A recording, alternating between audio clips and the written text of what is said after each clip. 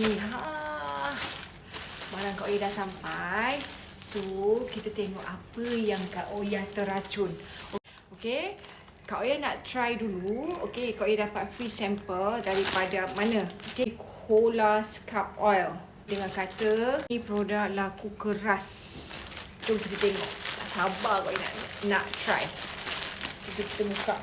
Okey. Fast service. Seller ni memang bagus. Dia punya service memang cepat. Dia wrap. Elok sangat pakai wrap yang bubble ni. Okey. Korang mesti tahu apa benda ni sebab dia viral dekat TikTok. Tak sabar Kak Oya. Ni dia dapat ini 100 ml dengan pamphlet daripada Angry Cola. Kak Oya try ni untuk scalp oil treatment untuk kulit kepala. Memandangkan Kak Oya pakai tudung, Kak Oya selalu nampak iklan minyak ni, Kak Oya tak boleh tahan. Dia boleh merawat rambut Kak Oya yang lah Kak Oya pakai tudung kan.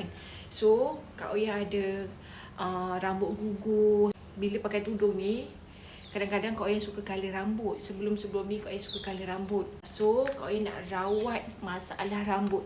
Sebab apa orang kata minyak rambut daripada Angry Cola Hair Scalp Oil Treatment ni bagus untuk merawat segala masalah rambut gugur, masalah kulit kepala, masalah rambut kering.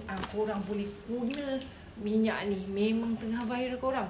Okay, so nanti Kak Oya akan bagi feedback selepas beberapa hari Kak Oya pakai ni. Tengok ni packaging dia, memang nampak dia pakai bubble.